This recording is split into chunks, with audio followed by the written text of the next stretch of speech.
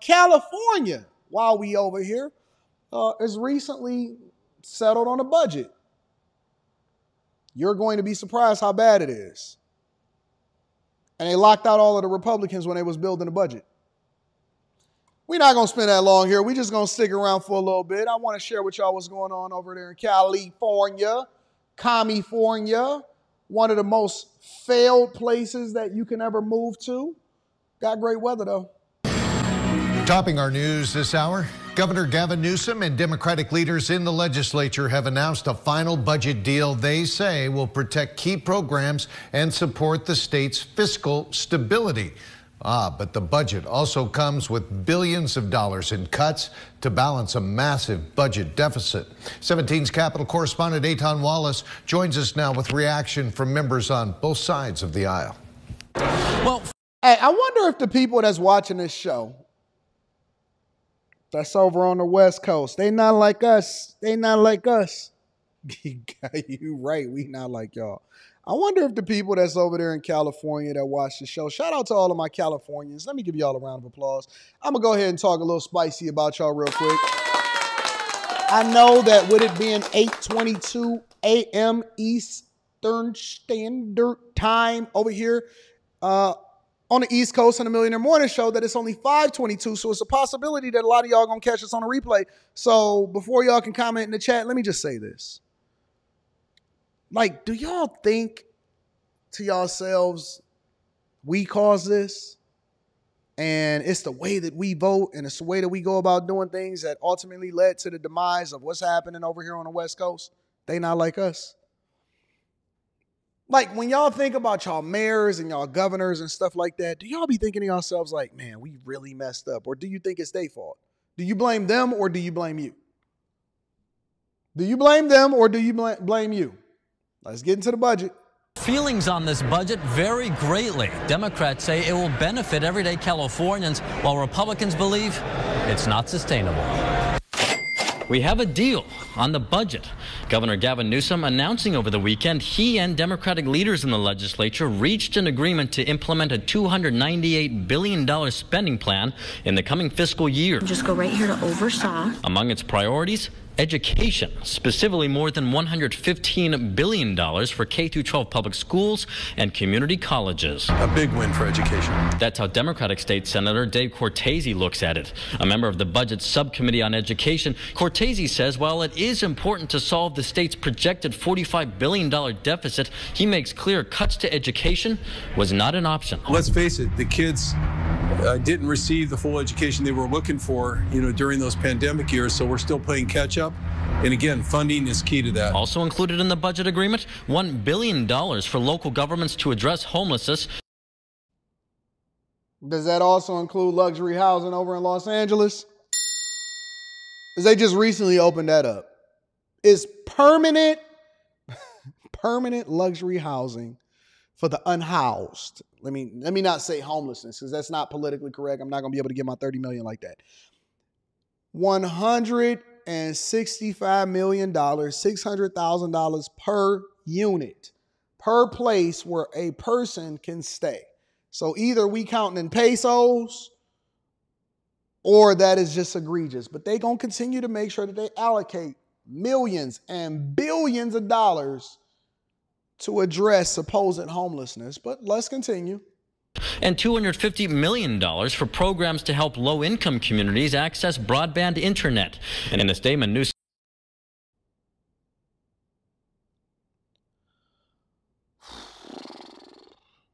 said he's grateful for the partnership of our legislative leaders in meeting this challenge with balanced solutions that continue to make progress on California's priorities.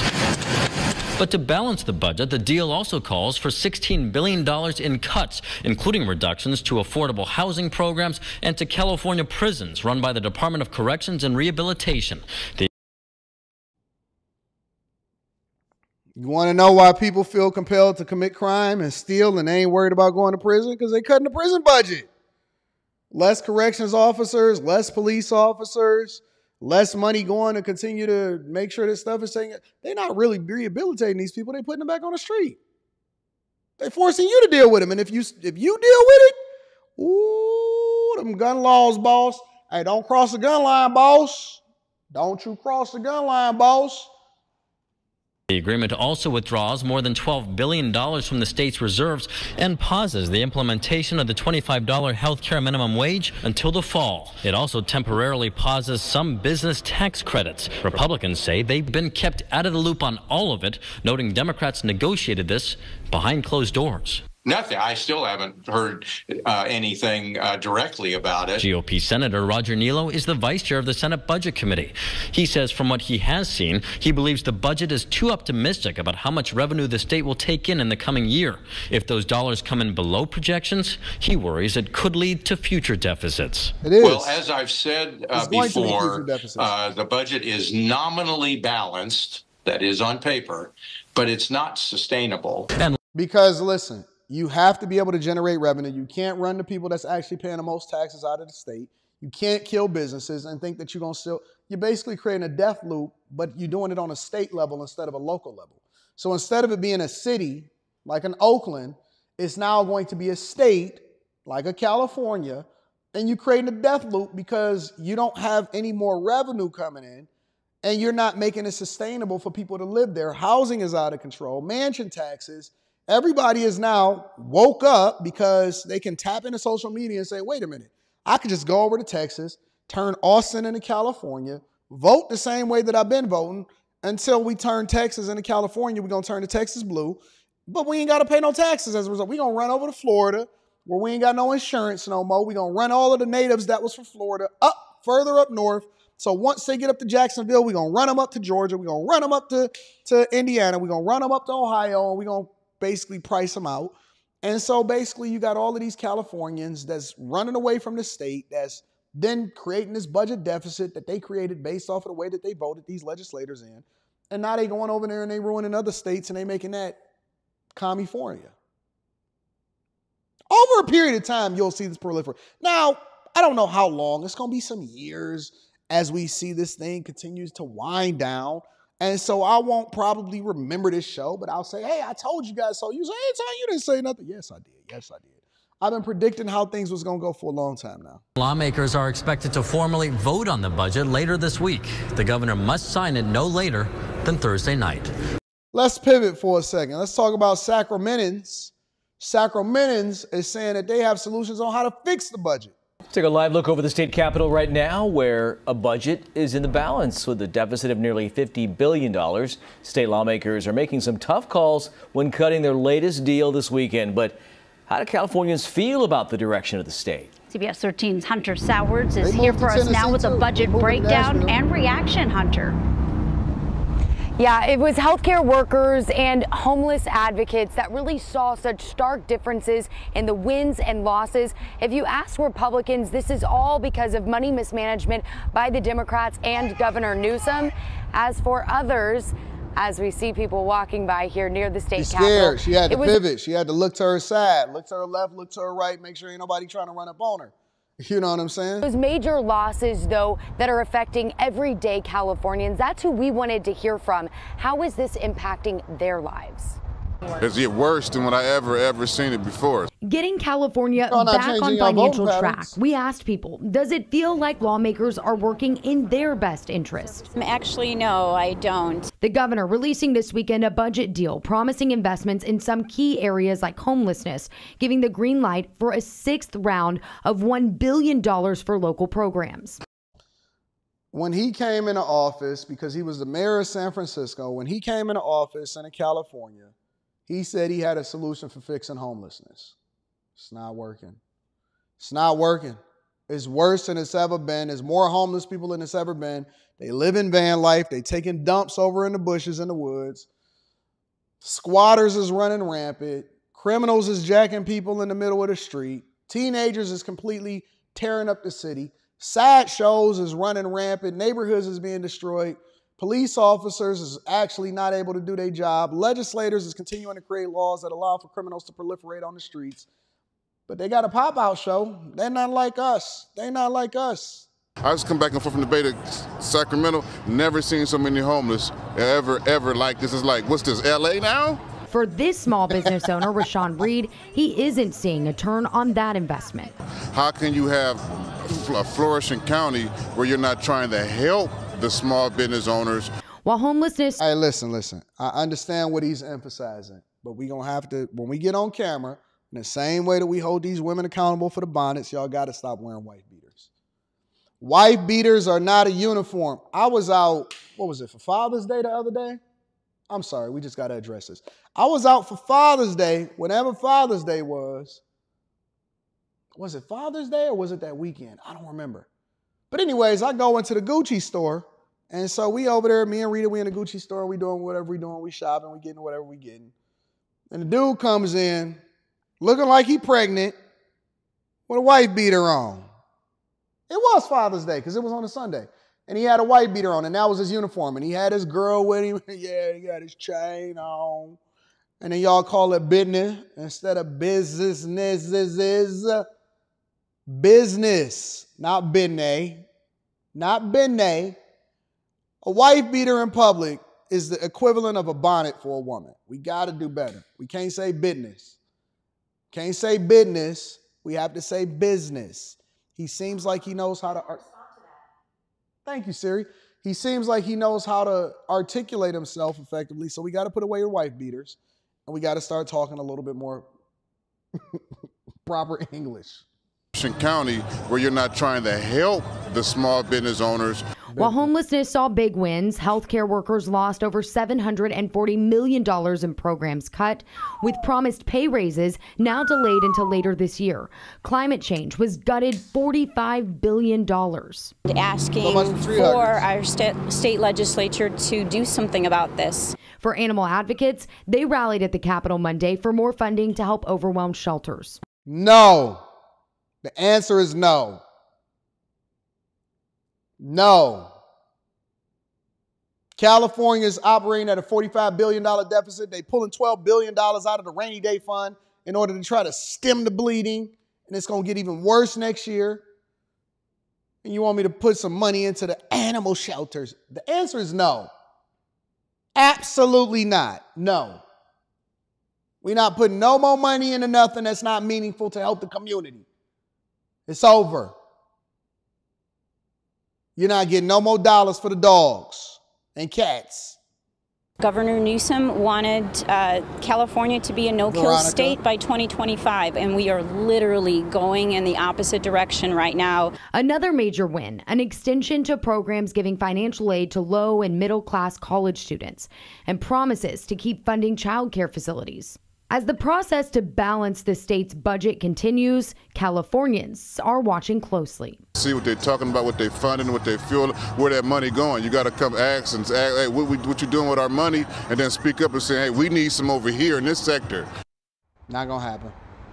Be part of that civic process. Now, this is going to go to the full legislature for a vote sometime this week. If passed, it's going to take effect July 1st, but still a long ways to go before we see a full balanced budget. Why do it take them so long, and why do they go all the way up until the end of June?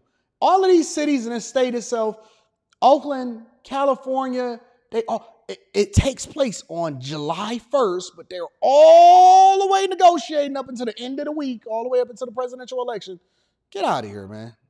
So stupid. But Gavin Newsom is moving. The governor's office made an announcement about him moving, saying they're doing it for the children's future schooling. In tonight's Politics at Large, Steve is live at the governor's mansion in downtown Sacramento with the constant hunt for housing by California Governor Steve.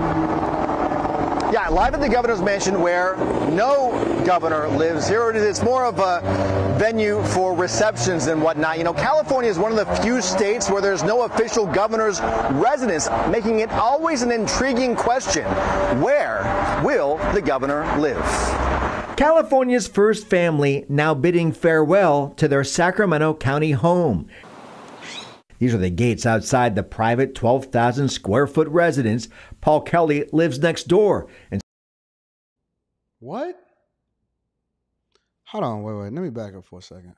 Inside the private 12,000 square foot residence, Paul Kelly lives next door and says they have been good neighbors. The governor and his family are very gentle nice people, polite in every way. Gavin Newsom's a wealthy man. Cal Matters Capitol columnist Dan Walters has covered every governor and their residential moves for 6 decades. That's me. Inside his office, a photo of Walters interviewing then Governor Jerry Brown in 1975. Jerry Brown was a young bachelor, and he lived in an apartment across the street from the Capitol. Following Brown, Walters says Gray Davis, Pete Wilson, and George Deukmejian all searched for a proper governor's residence. There was always a problem. There was an effort during Gray Davis's governorship, a fairly serious effort, to build a governor's mansion across the Sacramento River in West Sacramento. And it was a going thing until he got recalled, and then Arnold Schwarzenegger came in, and that was the end of that one. This Carmichael compound the state built on a parcel it named Gobernaderos Lane was commissioned by Nancy Reagan. By the time it was built, the state decided to sell it to a private owner. Deukmejian became governor in '83. He wanted to live in that house that had been built during the Reagan administration, and the legislature sold it out from under him. And basically, did y'all know that Gavin Newsom was worth between $18 and $22 million according to Finance Hill? That most of, did y'all know this? Y'all, I'm learning something new every day. Gavin Newsom is a net worth somewhere between 18 to, which I don't go by the internet when I'm trying to figure out whether or not somebody has a great net worth. Most of his wealth comes from co-founding Plump Jack Winery with several investors, including Gordon Getty, a composer and philanthropist who inherited a fortune from his oil tycoon father. He only makes $224,000 in salary, but for whatever reason, he's very, very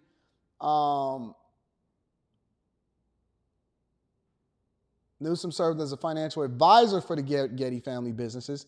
He directly managed Gordon Getty Family Trust, which is estimated at more than $2 billion. The trust earns more than 2% a year, resulting in approximately $40 million in income. How come we don't know? How come this stuff we not digging?